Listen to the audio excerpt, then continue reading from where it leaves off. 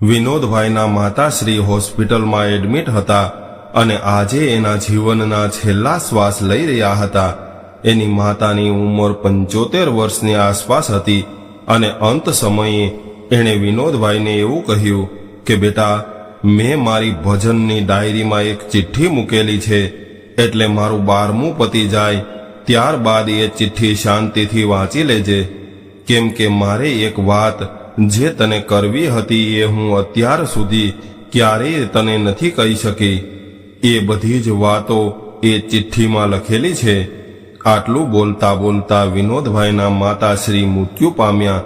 એટલે વિનોદભાઈ ખૂબ રડવા લાગ્યા, કેમ કે એને એના મમ્મી સાથે ઘણો બધો લગાવ હતો. એટલે એને એના મમ્મીના મૃત્યુનો ખૂબ આઘાત લાગ્યો. વિનોદભાઈની ઉંમર 45 વર્ષની હતી, પરંતુ એ એના મમ્મીને એક નાના બાળક જેવો પ્રેમ કરતા હતા. હવે માતાનું 12મું પૂરું થઈ ગયું અને એની બધી જ વિધિ પૂરી થઈ ગઈ. ત્યારબાદ બધા જ મહેમાનો પોતપોતાના ઘરે જતા રહ્યા. એટલે વિનોદભાઈને એના મમ્મીએ કહેલી વાત યાદ આવી અને એણે રાત્રે એના મમ્મીની ભજનની ડાયરી લીધી અને એમાં મૂકેલી ચિઠ્ઠી કાઢી. તો ચિઠ્ઠી ઉપર એવું લખ્યું હતું કે વિનોદ, તું તારી પત્ની અને સંતાનો સાથે બેસીને આ ચિઠ્ઠી વાંચજે. પત્ર જોઈને એવું લાગતું હતું કે આ પત્ર ઘણા વર્ષો પહેલા લખાયેલો હશે. કાગળ એકદમ જૂનો થઈ ગયો હતો. હવે વિનોદભાઈએ એની પત્ની અને બાળકોને એક રૂમમાં ભેગા કર્યા અને એના મમ્મીની છેલ્લી ઈચ્છા જણાવી અને એની પત્નીને એવું કહ્યું કે તું આ પત્ર વાંચવાની શરૂઆત કર. ત્યારબાદ એના પત્નીએ પત્ર વાંચવાનું શરૂ કર્યું. એમાં એવું લખ્યું હતું કે વિનોદ, આ પત્ર એટલા માટે લખું છું કેમ કે તારા પિતાજીએ મને જીવતા જીવ તને કંઈ પણ કહેવાની ના પાડી હતી. એટલે હું જ્યારે પણ મૃત્યુ પામું ત્યારે હું તને કંઈક જણાવવા માંગુ છું. આજે જ્યારે હું આ લખું છું ત્યારે તારા પિતાજીનું મૃત્યુ થયું એને 1 મહિનો થઈ ગયો છે. તારા અને તારા પિતાજીના સંબંધો ક્યારેય પણ સારા નથી રહ્યા, કેમ કે બાળપણથી યુવાની સુધી તારે તારા પિતાજી સાથે હંમેશા મતભેદ રહ્યો છે અને ત્યારબાદ મનભેદ થઈ ગયો હતો અને તને તો હંમેશા એવું લાગતું હતું કે તારા પિતાજી તારી લાગણીઓને સમજતા નથી અને એને એવું લાગતું હતું કે તું એને સમજતો નથી અને તમારા બંનેની વચ્ચે હું પીસાતી રહી. તારા પિતાજી થોડા ગુસ્સાવાળા હતા, પરંતુ એ અંદરથી ખૂબ પ્રેમાળ હતા. એની લાગણી ક્યારેય પણ જાહેર કરતા નહોતા, પરંતુ એ તને અને તારી બહેનને ખૂબ પ્રેમ કરતા હતા.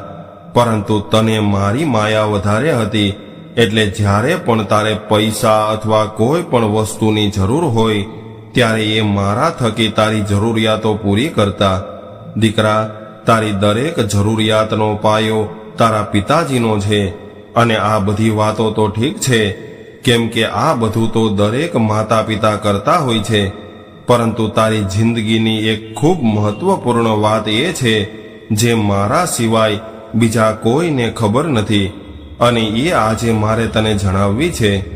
બેટા, તારા લગ્ન થયા એના થોડા સમય બાદ તે અને તારા પિતાજીએ સાથે રહેવાનું છોડી દીધું હતું. એમાં તારી પત્નીનો કોઈ વાંક નથી, પરંતુ તારા અને તારા પિતાજીના મનમાં રહેલો મતભેદ હતો.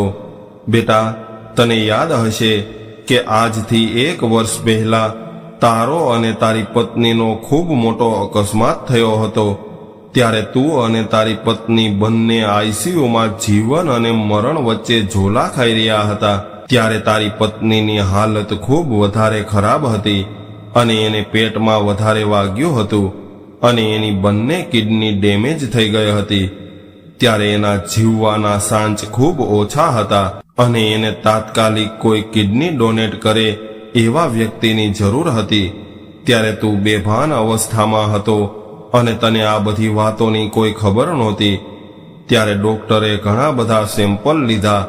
ત્યારે તારા પિતાની કિડની મેચ થઈ ગઈ. આટલું વાંચતા જ વિનોદભાઈની પત્નીની આંખોમાંથી આંસુની ધાર થવા લાગી અને એણે વાંચવાનું બંધ કરી દીધું અને રડતા રડતા કહેવા લાગી કે હવે આગળ હું નહીં વાંચી શકું, એટલે તમે વાંચો. ત્યારબાદ વિનોદભાઈએ કઠણ કાળજું રાખીને આગળ વાંચવાનું શરૂ કર્યું તો એમાં એવું લખ્યું હતું કે બેટા, તારા પિતાની કિડની મેચ થઈ ગઈ અને તારા પિતાજી પોતાની કિડની તારી પત્નીને આપવા માટે તૈયાર થઈ ગયા, પરંતુ મેં એને આવું કરવાની ના પાડી અને એવું કહ્યું કે તમને તો પહેલાથી જ એક કિડનીમાં તકલીફ છે અને કદાચ તમે તમારી સારી કિડની ડોનેટ કરી દેશો તો તમારી હાલત ખરાબ થઈ જશે. પરંતુ એ સમયે તારા પિતાજીએ મારી વાત ન માની અને મને એવું કહ્યું કે તું અત્યારે મારી ચિંતા ન કર, પરંતુ આપણા દીકરા અને વહુની ચિંતા કર. કદાચ એની પત્નીને કંઈક થઈ જશે તો એને તો હજુ આખી જિંદગી જીવવાની બાકી છે અને એના બાળકો હજુ નાના છે, એટલે પત્ની વગર મારો વિનોદ બિચારો શું કરશે? આટલું વાંચતા જ વિનોદભાઈની આંખોમાં આંસુ આવી ગયા અને એના મનમાં ડૂમો ભરાઈ ગયો. એટલે વિનોદભાઈના 15 વર્ષના દીકરાએ પત્ર પોતાના હાથમાં લઈને વાંચવાનું શરૂ કર્યું તો આગળ એવું લખ્યું હતું કે તને તો ખબર છે કે હું મારા વિનોદને કેટલો બધો પ્રેમ કરું છું, તો પછી એ પ્રેમ ખાતર પણ મારે એની પત્નીને કોઈ પણ ભોગે બચાવવી પડશે. મારે અને વિનોદને ક્યારેય પણ બન્યું નથી, પરંતુ એનો મતલબ એવો નથી કે હું એક પિતા હોવાનું કર્તવ્ય ભૂલી જાઉં અને આ વાત માટે મારે મારા દીકરા પાસેથી કોઈ પણ પ્રકારની સહાનુભૂતિ નથી જોઈતી.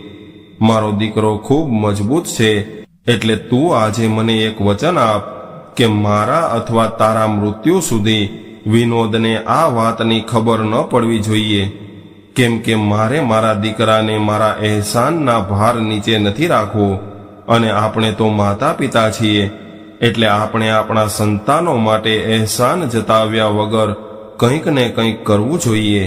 દીકરા, ત્યારે તારા પિતાજીએ મારી વાત ન માની અને તારી પત્નીને પોતાની કિડની આપી દીધી.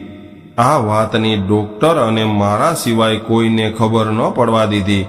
એની કિડની ડોનેટ થયા બાદ તારા પિતાજીની તબિયત બગડવા લાગી અને થોડા દિવસોમાં એનું મૃત્યુ થયું.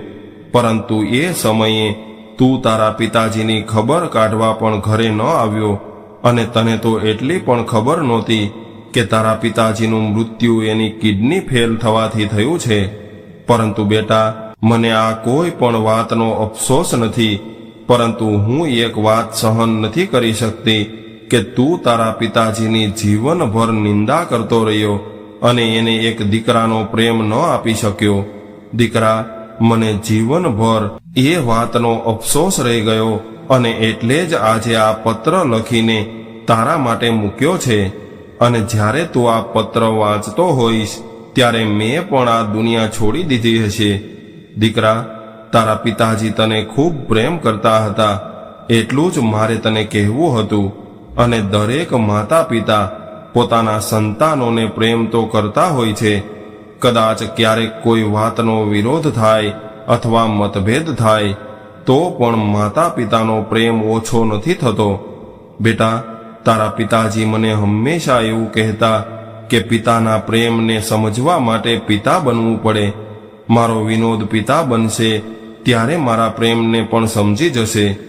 બેટા, તું અને તારો પરિવાર હંમેશા સુખી રહે એવી જ મારી અને તારા પિતાજીની ભગવાન પાસે પ્રાર્થના છે. વૃદ્ધ દાદીમાનો પત્ર વાંચીને વિનોદભાઈનો દીકરો અને દીકરી ચૂપચાપ એના પિતાને જોઈ રહ્યા હતા. એના મૌનમાં જાણે એક સવાલ હતો અને વિનોદભાઈની હાલત કાપી નાખે તો લોહી ન નીકળે એવી હતી. એની હાલત તો એવી હતી કે હવે પસ્તાવો કરે તો કોની સામે કરે, કારણ કે માતા પિતા હવે આ દુનિયામાં હાજર નહોતા. ત્યારબાદ વિનોદભાઈ ઊભા થઈને ઘરમાં મંદિર સામે ગયા અને 2 હાથ જોડીને જોર જોરથી રડવા લાગ્યા, કારણ કે એ કંઈ પણ બોલી શકવાની હાલતમાં નહોતા. ત્યારે એનો દીકરો એની પાસે આવ્યો અને કહેવા લાગ્યો કે પપ્પા, હું જીવનભર તમારું ધ્યાન રાખીશ. કદાચ તમે મને ખીજાશો અથવા તો આપણા વચ્ચે ક્યારેક મતભેદ થશે તો પણ હું તમારો સાથ નહીં છોડું, કારણ કે આજે મારા દાદાની વાત પરથી હું સમજી ગયો છું કે એક પિતા પોતાના સંતાનો માટે શું કરી શકે છે. ત્યારે વિનોદભાઈએ પોતાના પુત્રને ગળે લગાવી લીધો અને જોર જોરથી રડવા લાગ્યા. મિત્રો, માતા પિતા એક એવું વૃક્ષ હોય છે જેની શીતળ છાયામાં સંતાનો હંમેશા સુરક્ષિત મહેસૂસ કરે છે. માતા પિતા કદાચ કોઈ પણ વાતના લીધે સંતાનોથી નારાજ હોય તો પણ સંતાનો પ્રત્યે એનો પ્રેમ અને લાગણી ક્યારેય ઓછી નથી થતી. એને હંમેશા પોતાના સંતાનોની ચિંતા હોય છે. એટલે કદાચ તમારા માતા પિતા જીવિત હોય અને એની સાથે ક્યારેક કોઈ મતભેદ થાય તો એક બાળક તરીકે આપણી એવી ફરજ બને છે કે આપણે આપણા માતા પિતાથી નારાજ ન રહેવાય. માતા પિતા ક્યારેક કોઈ વાતને લઈને ઠપકો આપે તો સહજ ભાવથી એની વાત સાંભળી લેવી જોઈએ, કેમ કે માતા પિતા રૂપી વૃક્ષની છાયા દરેક સંતાનોના ભાગ્યમાં નથી હોતી. એટલે એ હયાત હોય ત્યાં સુધી એની સેવા કરીને એને હંમેશા ખુશ રાખવાની કોશિશ કરવી જોઈએ. તો મિત્રો, આજની સ્ટોરી તમને કેવી લાગી કોમેન્ટમાં જરૂર જણાવજો, અને પસંદ આવી હોય તો વિડીયોને લાઈક, શેર અને નવા હોય તો ચેનલને સબસ્ક્રાઇબ જરૂરથી કરજો. હર હર મહાદેવ.